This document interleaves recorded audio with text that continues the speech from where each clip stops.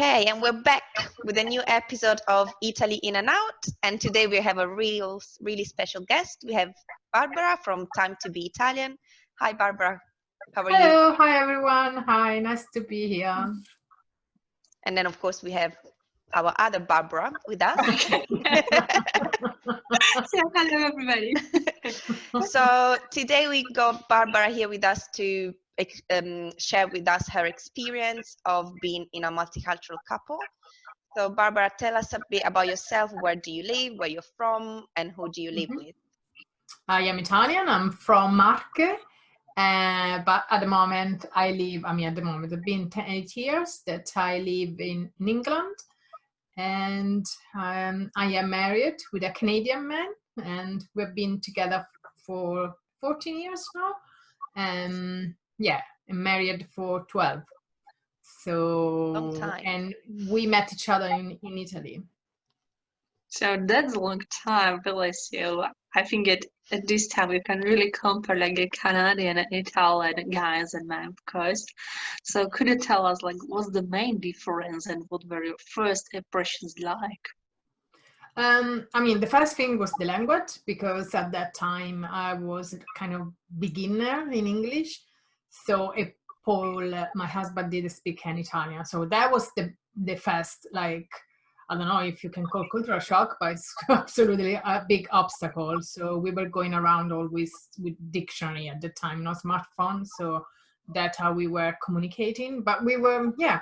And then the other things is, you could feel a lot. Because, if you don't speak the same language, everything is different. You feel that you are two completely, different words. And the way that he was, like conducting his daily life, and the way that he was, eating and the clothes that he was wearing, they were a little bit fun because, Italian people, I was living in Italy at the time, so I was very Italian with, nice clothes and everything. And Paul was like very casual with these large jeans and, like he didn't care about matching stuff. That was fun because for me it was like, oh my gosh.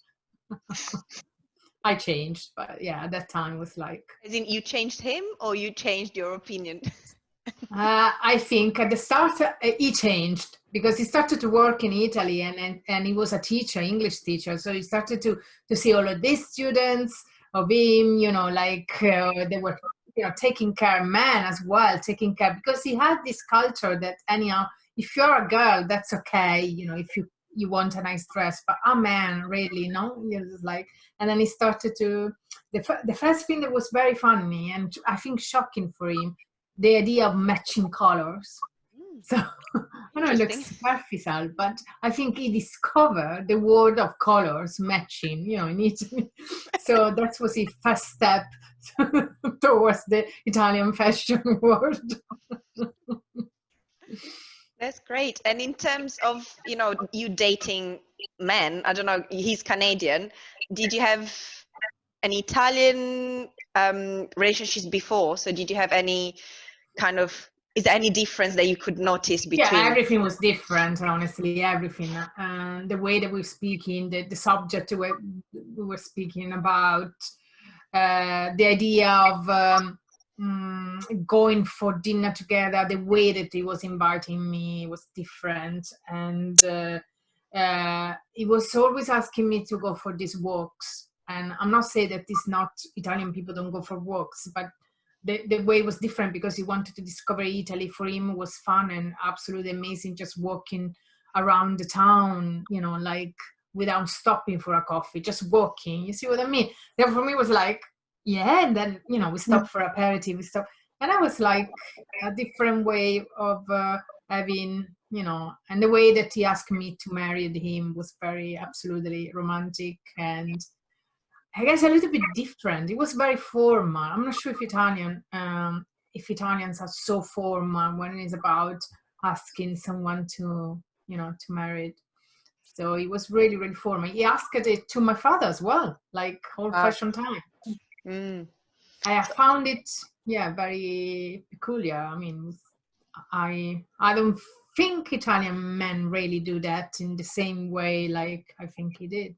I know what you mean, Joe, my husband, he asked my parents as well for permission, and they were surprised. My parents were like, wow.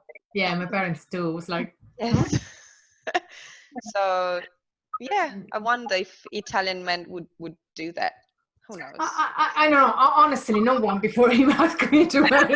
So I really don't know. Maybe I'm judging, but all my friends with Italian men, they were very surprised, and they invited me to this nice little village on the mountain where you have a nice view, and he prepared a picnic for me with flowers, and then he gave me the ring, like like a movie thing. Oh, that's So sweet after all. Like even it's not Italian, I think it's kind of better. I think it's more Anglo-Saxon thing. Yeah. I don't know. You know, Yeah. like in Italy, we don't use even a lot the word fidanzata, fidanzato. Here it means when you are, like engaged. engaged. Yeah. Like it's important. So everyone is expecting that then you're marrying maybe 1 year or something like that. In Italy, I think it's a little bit different. So a lot of formality in this, in this kind of things of life. I think more than Italian people. Yeah, and speaking about these differences, because as you mentioned, like it seems like every single detail of your life is slightly different compared to Paul's. So is there something else you would like to share with us? For example, like a free time, because you already mentioned this going for walks, right? So what about aperitif? Was it something new to Paul? What about, sorry? Aperitivo. Aperitif, yes. Yeah, that's he never really engaged in this kind of tradition, let's say, because for him it's more important be with friends. So then really this this way of sitting in a bar, having the aperitif, maybe wearing something nice and having these snacks. It's something different. If you think that in England and Canada, if you go for a drink, you don't really have food, for example, right? So yeah, and nowadays I have to say, when we go to Italy, I go for aperitif very often on my own with my friends, because Paul is like, maybe goes for some sport or to do something else. He's happy for dinner, lunch. I don't know. I'm not sure if it's just him, honestly.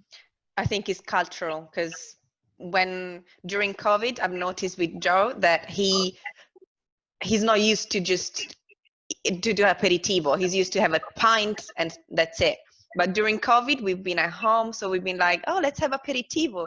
And he's like, I can't believe that I'm eating while I'm drinking.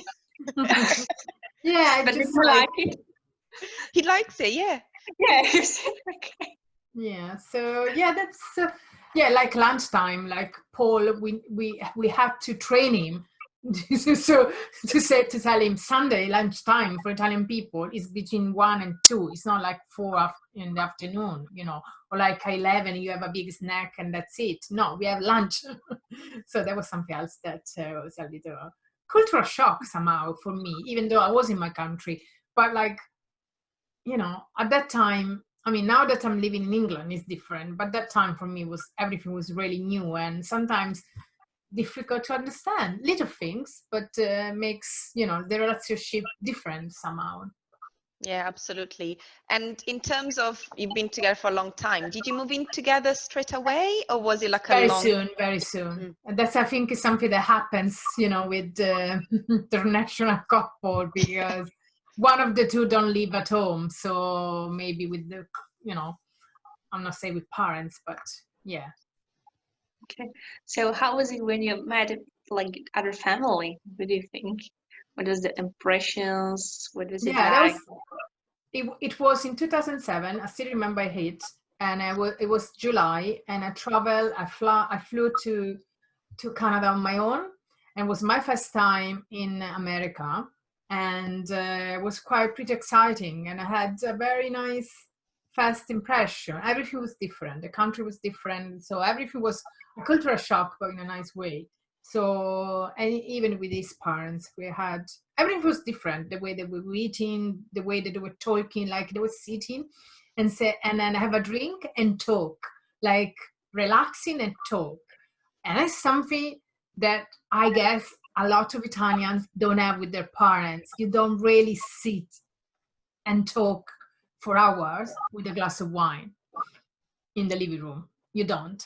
And that was like, wow, this is